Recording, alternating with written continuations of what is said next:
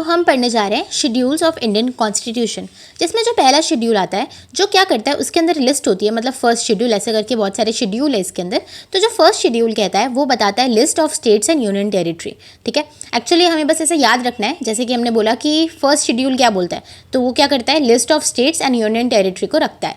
Now second जो है वो क्या कहता है, वो रखता है कि अपने जितने भी सैलरीज एंड प्रिविलेज, एक्चुअली अगर हम देखें तो जितने भी है, चाहे prime minister, minister, chief minister, जितने भी है, नॉट ओनली मिनिस्टर्स बस जितने भी लोग हैं, वाइस प्रेसिडेंट, मिनिस्टर, जजेस, जितने भी हैं, ठीक है, प्रेसिडेंट, ये सब क्या करते हैं, क्या ये मतलब काम करते हैं ना, हमारे इंडिया के लिए काम करते हैं एक तरीके से। वो क्या है, वो मतलब एक तरीके से सैलरी ले रहे हैं, काम कर रहे हैं। ठीक है, अगर आप अच्छे से देखें तो क्या है, ये सैलरी ले रहे हैं। एंड ठीक है, तो इसको हम क्या बोलेंगे, सेकंड वाले में क्या बताया गया है कि कितने लोग चाहिए जो हमारे इंडिया के अंदर मतलब इंडिया के लिए काम करेंगे, तो they would be salaries and privilege, जो भी है, जो कि है प्रेसिडेंट, वाइस प्रेसिडेंट, मिनिस्टर्स, जजेस, सीएजी, कैग जिसका फुल फॉर्म होता है controller and auditor general of India. अब हम आगे देखते हैं शेड्यूल 3। तो शेड्यूल 3 हमारा बताता है कि जितने भी ओथ्स यानी जितने भी शपथ, और जितने भी, हम नहीं बोलते कि कोई अगर मिनिस्टर बनने जा रहा होता है तो वो उसके पहले शपथ ग्रहण करता है, तो ये वो चीज़ आती है कि कौन से क्या क्या शपथ ली जाती है। तो ये इसके अंदर शेड्यूल 3 में ये आता है। तो वो कौन कौन लेता है, जैसे प्रेसिडेंट, वाइस प्रेसिडेंट, सेम चीज़ जो हमारे पहले जिनको सैलरी दी गई, अब वो क्या कर रहे हैं, शपथ ले रहे हैं। ठीक है, तो इसको आप स्टोरी की तरह याद रख सकते हो। तो पहले में क्या था, हमने जब शेड्यूल 1 में देखा उसमें क्या था, हमने बताया कि क्या स्टेट्स है, कौन से स्टेट्स हैं, कौन से यूनियन टेरिटरीज है, उसकी लिस्ट है। ठीक है, अब सेकंड में हमने क्या देखा कि सैलरीड एंड प्रिविलेज्ड वाले जो है वो, और थर्ड में क्या है, contains the form of oath, क्या क्या ओथ एंड शपथ ली जाएगी ना। फोर्थ हम देखते हैं जिसके अंदर है कि जो भी अलोकेशन जो सीट्स की रहेगी राज्यसभा में, कितनी सीट रहेगी हमारी राज्यसभा के अंदर, तो ये होता है हमारा कितना, मतलब बताया जाता है। ठीक है, इसके अंदर ये बताया जाता है कि राज्यसभा में कितनी सीटें रहेंगी। नाउ शेड्यूल 5 जो कि बताता है कि जो हमारा एडमिनिस्ट्रेशन एंड कंट्रोल जो है schedule area and schedule tribes के लिए, यानी कि क्या प्रोविजन क्या क्रिएट किए गए हैं schedule area and schedule tribes के लिए, समझ रहे हो, मतलब कि उनके लिए क्या क्या फ़ायदे दिए गए हैं, या उनको जो देना चाहिए ना, लाइक उनके बेनिफिट्स देने चाहिए उनको, वो क्या क्या दिए जा रहे हैं। तो वो 5th में शेड्यूल 5 में लिखा हुआ है ना। शेड्यूल 6 अगर हम देखें तो इसमें भी ट्राइबल एरियाज़ के बारे में बात किया गया है, लेकिन इसके अंदर एक पर्टिकुलर जगह के मतलब ट्राइबल के बारे में बात किया गया है। Those are Assam, Tripura, Mizoram, Meghalaya. इसको याद रखने का ATM स्क्वायर तरीका है जो आपने अभी देखा है, तो आप खुद देखिए कैसे मैं बताती हूँ अभी आपको। देखिए ATM है, ठीक है, ATM एंड ATM स्क्वायर, तो ठीक है, मिजोरम एंड मेघालय है, कोई और मत समझ लेना, बस यही दोनों है। ठीक है, और एक और चीज़, हाँ, मणिपुर नहीं है इसमें, ठीक है ना, M से कितने बार लोग मणिपुर भी समझ लेते हैं। एंड सेकेंड चीज़ आप यहाँ देख सकते हो कि 3 × 2 लिखा हुआ है, दैट 6, राइट। तो 3 × 2 इसलिए लिखा गया है ये बताने के लिए कि अगर आपको याद ना रहे तो टोटल कितने हमारे स्टेट्स है इसके अंदर, ATM जैसे हम बोल रहे थे, हाँ, तो हम देख रहे थे कि टोटल 3 स्टेट्स थे, 3 × 2 किया तो 6, यानी कि याद रखने का तरीका है कि शेड्यूल 6 में क्या था, तो शेड्यूल 6 में था ATM यानी आसाम, त्रिपुरा एंड मिजोरम, मेघालय, ये 4 थे हमारे, बस टोटल हम 3 मान रहे हैं बिकॉज M को हमने स्क्वायर ले लिया था, ओके, एंड × 2 कर लिया तो 6। मतलब जस्ट अगर आपको इस तरीके से नहीं याद रखना तो इट्स ओके, आप दूसरे तरीके से याद रख सकते हो, that's a method only. Now हम देखते हैं शेड्यूल 7। तो शेड्यूल 7 में हमारा बताया जाता है कि union list, state list, concurrent list. Actually होता क्या है ना, इंडिया के अंदर बहुत सारी चीज़ें होती हैं, कुछ होती है जैसे पुलिस, गवर्नमेंट नहीं, गवर्नमेंट तो पूरी एक ही है, मतलब पुलिस जो एक तो हो गई पुलिस, फिर आ गई हमारी एजुकेशन, हेल्थ, बहुत चीज़ें आती है। ठीक है, तो कौन सी चीज़ें किसके अंदर आएगी, यानी किस चीज़ को कौन कंट्रोल कर सकता है, इस लिस्ट में ये बताया जाता है। आपने अगर 9th 10th का आपको याद हो, उसमें अगर नहीं भी याद हो तो इट्स ओके, बट याद जो है अगर, तो उसमें भी आपने ये चीज़ पढ़ी होगी, union list, state list, concurrent list. तो यूनियन लिस्ट में क्या होता है, जो स्टेट करता है, ठीक है, ये चीज़ समझ आई, और स्टेट लिस्ट में जो स्टेट करता है, मैंने उल्टा बोल दिया, सॉरी, यूनियन लिस्ट में सेंट्रल करता है, ठीक है, और स्टेट लिस्ट में स्टेट करता है।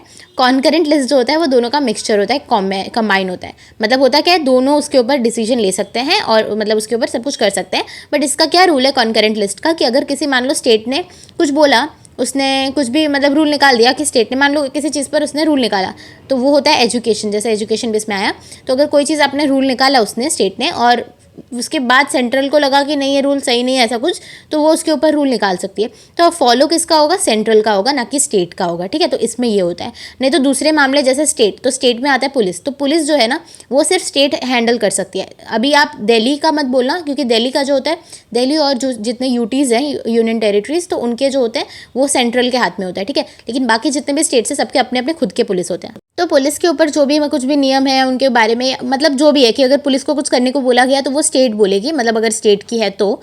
एंड दिल्ली की तो मैंने वो एक्सेप्शन पहले बता दिया। एंड यूनियन लिस्ट में तो ऐसे यूनियन लिस्ट में भी बहुत सारी ऐसी चीज़ें आती है। तो इस तरीके से ये पूरी लिस्ट बताई गई है शेड्यूल 7 के अंदर। ना हम शेड्यूल 8 देखते हैं, ठीक है, वैसे वो शेड्यूल 7 ही था, ओके।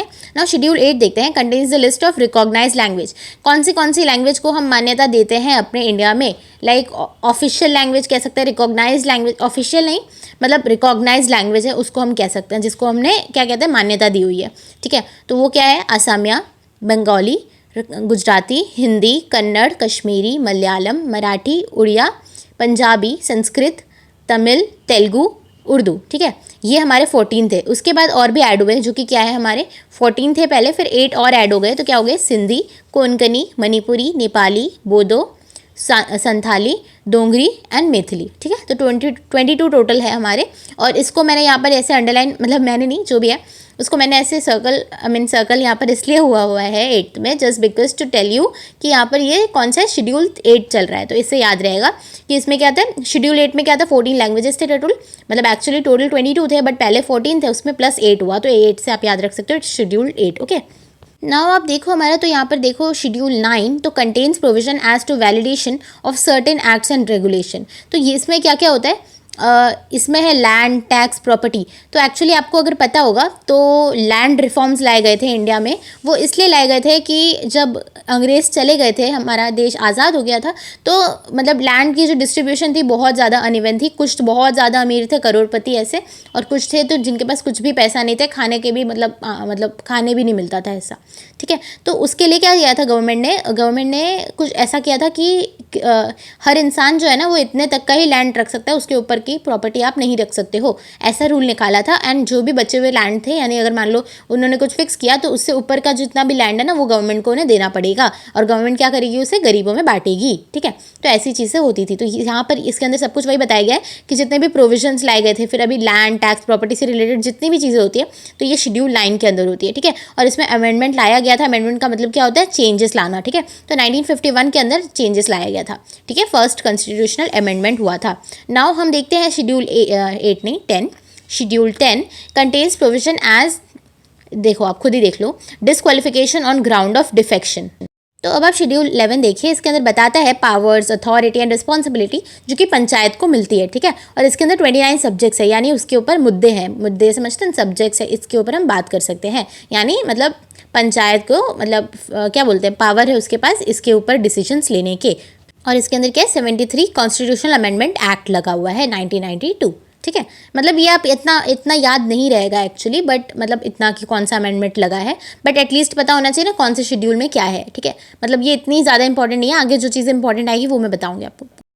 तो जैसे हमने शेड्यूल 11 देखा ना, तो पंचायत के ऊपर अथॉरिटी पावर जितनी चीज़ें थी, अब ये 12th में क्या है, इसके ऊपर है, मतलब म्यूनसिपैलिटीज़ के ऊपर, मतलब उनके पास क्या क्या पावर, अथॉरिटी, रिस्पॉन्सिबिलिटी, ये सब चीज़ें हैं। तो 74 कॉन्स्टिट्यूशन अमेंडमेंट के तहत ये चीज़ें हुई थी। एंड 18 सब्जेक्ट्स इसके अंदर आते हैं। तो आप याद रख सकते हो 12 18, यानी मतलब 12 है और उसके साथ 18 ऐसे करके, कि 12 शेड्यूल 12 के अंदर 18 सब्जेक्ट्स हैं और उसका म्यूनसिपैलिटी से मतलब उसके ऊपर पावर है, ठीक है ना। हमारा नेक्स्ट टॉपिक चलता है पार्ट्स ऑफ इंडियन कॉन्स्टिट्यूशन, ठीक है। ऊपर अभी यू कैन फ्लाई डायरेक्टली वो सब मत पढ़ो अभी, just because it is just for the revision and all, मतलब उसके लर्न करने के लिए है, ठीक है ना। पार्ट्स हम देखते हैं।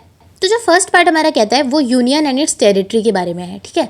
तो इसके अंदर क्योंकि क्या होता है, पार्ट के अंदर आर्टिकल्स आते हैं, ठीक है। तो जो फर्स्ट पार्ट है उसमें 1 से 4 आर्टिकल के अंदर क्या बताया गया है, यूनियन एंड इट्स टेरिटरी के बारे में जितनी भी चीज़ें हैं, ठीक है।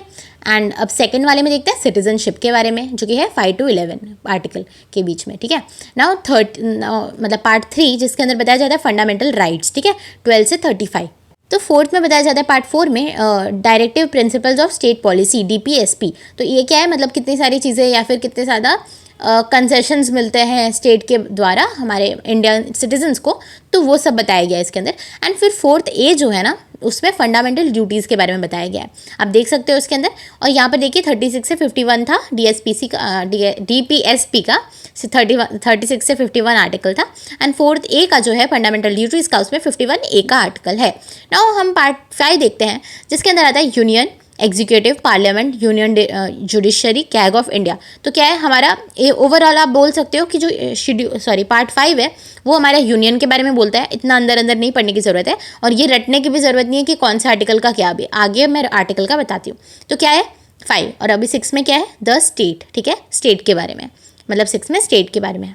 तो जो 7 हमारा पार्ट है ना वो है ही नहीं, मतलब कैंसिल हो चुका है, तो रिपीलिंग इसलिए लिखा हुआ है। नाउ हम पार्ट 8 देखते हैं जिसमें यूनियन टेरिटरीज के बारे में बताया गया है। फिर जो पार्ट 9 है उसमें पंचायत के बारे में बताया गया है। तो पार्ट 9 के पार्ट्स भी है। पार्ट 9A है जो म्यूनसिपालिटीज़ के बारे में, और 9B जो है वो कोऑपरेटिव सोसाइटी के बारे में।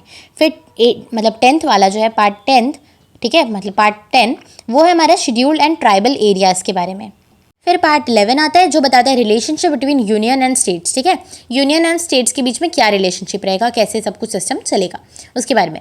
और जो 12th वाला है वो फाइनेंस, प्रॉपर्टी, कॉन्ट्रैक्ट, सूट्स, ये सब के ऊपर, ठीक है। तो ये जितनी भी हमारी राइट टू प्रॉपर्टी, मतलब जितनी भी चीज़ें होती है ना, चाहे प्रॉपर्टी को लेके, फाइनेंस को लेके, कॉन्ट्रैक्ट्स, ये सब की जो सब चीज़ें आती है वो पार्ट 12 के अंदर आती है, ठीक है।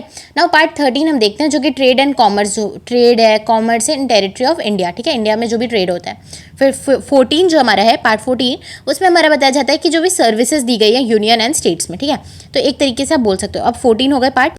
तो इसके बाद आता है 14A, मतलब उसमें आता है ट्रिब्यूनल्स, ठीक है। फिर 15th है, उसके अंदर इलेक्शंस आते हैं हमारे, कि इलेक्शन कैसे हुआ जाता है, उसका रूल्स रेगुलेशंस, उससे रिलेटेड क्या क्या होते हैं इलेक्शंस में वो।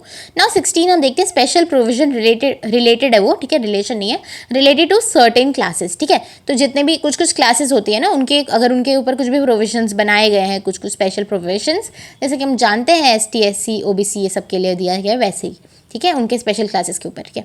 नाउ हम देखते हैं 17 जिसके अंदर ऑफिशियल लैंग्वेज के बारे में बताया गया है, जितनी भी ऑफिशियल लैंग्वेज है उनके बारे में। फिर 18 जो है उसमें इमरजेंसी प्रोविजंस, कि इमरजेंसी कैसे लगता है, उसका क्या रूल है, कब लगना चाहिए वो, ठीक है। 19 जो है मिसलेनियस है, कि अगर कुछ छूट गया हो वापस, मतलब मिसलेनियस मतलब क्या है इसमें, कि अगर कोई चीज़ डालनी रह गई हो तो वो मिसलेनियस में हम डाल सकते हैं, ठीक है। नाउ 20 जो कि है अमेंडमेंट ऑफ द कॉन्स्टिट्यूशन, ठीक है, वो अमेंडमेंट ऑफ कॉन्स्टिट्यूशन का है।